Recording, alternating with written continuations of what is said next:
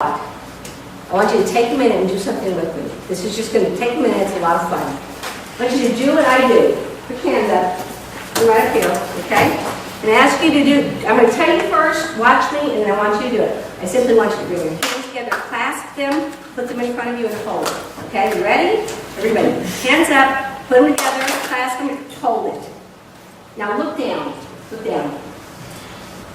Do you have, one of your thumbs is probably over the other, right? Some of you will have your right, how many are right hand over? How many have the left hand, left thumb's on top? Ooh, more lefties. It's usually about half and half. There's always this little cohort in there of about 10% who, when they do this, put their thumbs side by side. Who did that? You won't even admit it, will you?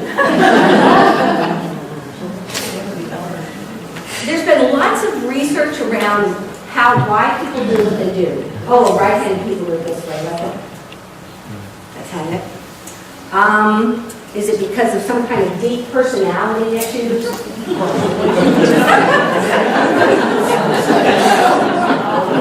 Actually, the closest they come to understanding why people do this, and believe it, we put lots of money and research around this, it's kind of crazy, is the closest they can tie to is the people who do this, the little side-by-side, tend to be a little sneakier. So that they didn't even raise their hands. The reason you do it the way you do it is because it's the way you've always done it. That you're comfortable doing it that way. It's the way you hold hands with your spouse. It's just the way you do it. Now, do this with me.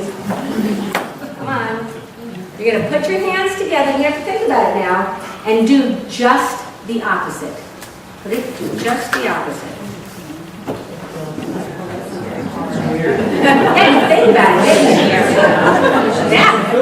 That doesn't feel right, does it? Yeah, that's what Rod said. It doesn't feel right. Are you uncomfortable? You want to move it back? Want to move it back? Uncomfortable? No kidding. This is what you have ahead of you. So get ready. When you start doing things differently, you get out of your comfort zone a little bit. You've got to push the envelope a little bit. You've got to change. Did we say that? Is that up there? We have to change. Okay, so you guys have the opportunity to change some really interesting stuff. You're going to create a learning community that collaborates. It'll include program design that meets the needs of both individuals and industry.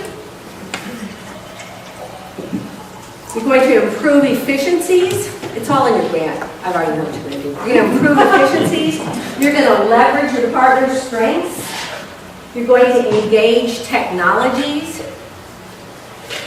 You're going to accelerate by using competency-based block scheduling, and modular formats. Are those new words? Are they new words to some of you? Some of this will sound like, we're doing what? It's different. It feels different. It's going to look different. You're going to create portability, so credentials that stack. You're going to be leveraging all of your partners, and I'm throwing in community-based organizations. I'm not sure that I read that deeply into that, but CBOs that will support creating a learning community and bring some of the supports to the table. So, working together, workforce development professionals, your community colleges, and tying into employers. This is the kind of community, learning community, that you guys are about right now, that you're kind of learning about. In fact, what you're doing is you're creating a solid ground for a career and education pathway for individuals. And you'll notice on this, there are points at both ends of this. You see that? People who will be the workforce of the future, the workforce that employers want, are going to be lifelong learners. They're going to be people who will circle in and out, people who will look at times of need to the workforce development professionals for guidance. They will come back to their education providers and training providers, whatever it's going to look like. But it's going to be a continuous path of career and education. So, I want to take just a minute, because I have time, and tell you a story. Kind of time when that was needed. We talked about the movement of labor force out of agrarian and into industry, and now the movement occurred. There was a specific case of this in the southern states during the late 80s, early 90s, into 2000, when textile manufacturing went away. Anybody familiar with that at all? Right after NAFTA, and again, these are trade-adjusted people. They had been working their entire lives in mill-town kinds of mills, doing a lot of road work, loom stuff, the old manufacturing, kind of dark and dirty, but regular things. And in a very short time, that disappeared. It was gone. And these people just moved in groves into workforce. When it came to the workforce development, it wasn't WIA then, I don't think, maybe. Right. And they were placed in literacy programs and GED programs and adult learning centers. These are folks who walked in defeated, scared. They've been doing the same thing for 15, 20 years. Most of them had left school as soon as they were old enough to, because they had to go to work. And they were making a living. I mean, it wasn't lots of money, but they were paying their bills, they were feeding their kids, they were raising families. And suddenly, that was all gone. And when they sat down in the classroom, a book was a foreign object to them. They quit reading probably 3rd, 4th grade. And the computer looked like a devil. I mean, it really looked like a devil to them. So these were people who sat there, they'd come in on a daily basis. Like I said, most of them heads hung low. You got a few determined. Those who found employment as soon as they could, many of them did in the logging industries and wood mills and things, that were right back at it. But the people like you, just like you, who dealt with them daily, did so with a great deal of frustration, consternation. Who cares about these people? What are we going to do with them? Moving them from folks who for 20 years their brains had done stuff pretty much rotely into higher order thinking skills. How do we do that? How do we move that? How do we make that relevant to them? And at the end of the day, the professionals would go home going, doesn't anybody care about these people? Who advocates on their behalf? They're not a throwaway population. What are we going to do with them? They're good people. They work hard.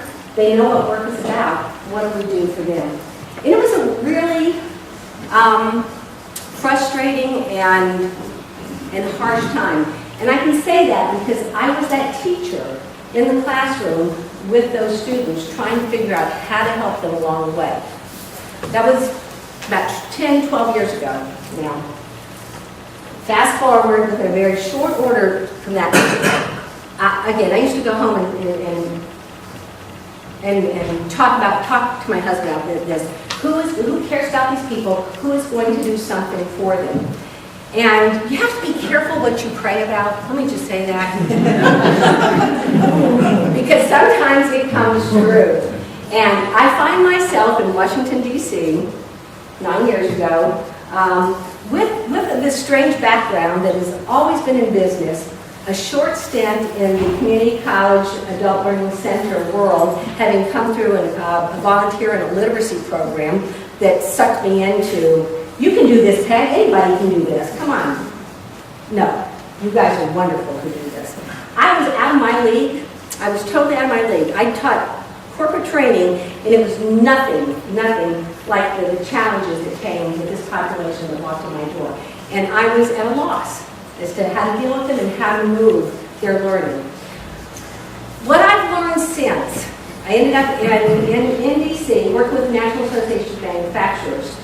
I learned that the people who care about this population, who have the power and influence to do something about it, are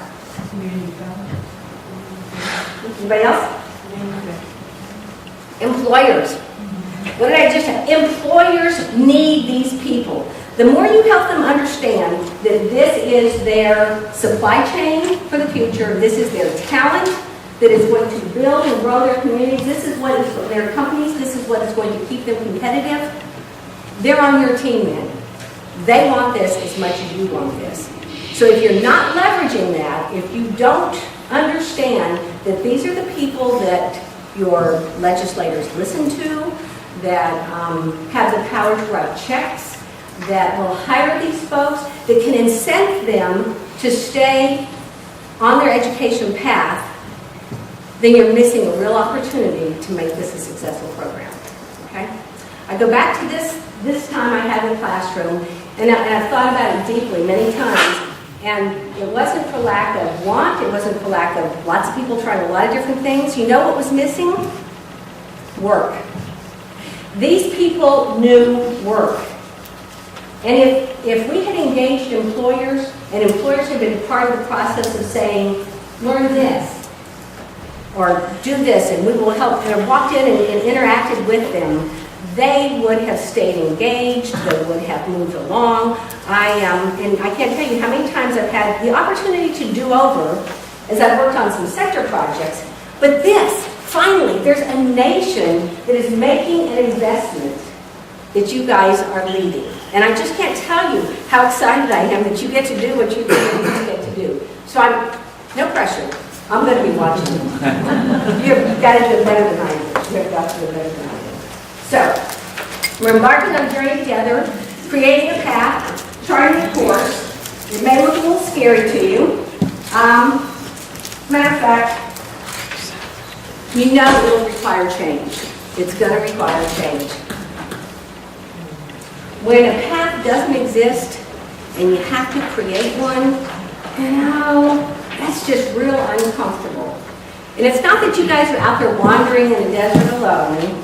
You've got a target out there, and you've got great professionals, and every one of you bring your professional expertise to this. So it's not like you can't just go, okay, let's create this path and let's get on it. So I'm encouraging you today. Change is coming. We talked about that. Let's go back and take a look at it. Yeah. Oh, change. That was my change is coming. So, where are you? The sea change is coming. Things will be different. But my question to you is, does this look like something that you're going to stand there and watch wash over you like a tsunami and pick up pieces where you can?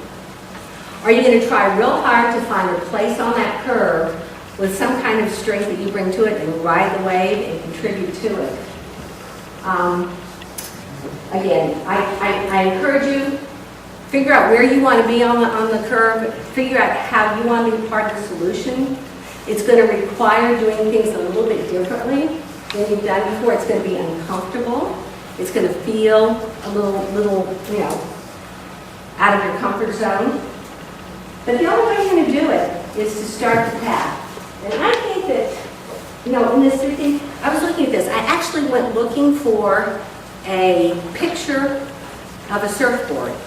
So I could say, okay, figure out how you're going to ride this way, where are you going to be on it? But you know what? That looks a lot like a surfboard to me. It looks like an opportunity to have an adventure, to have a whole lot of fun.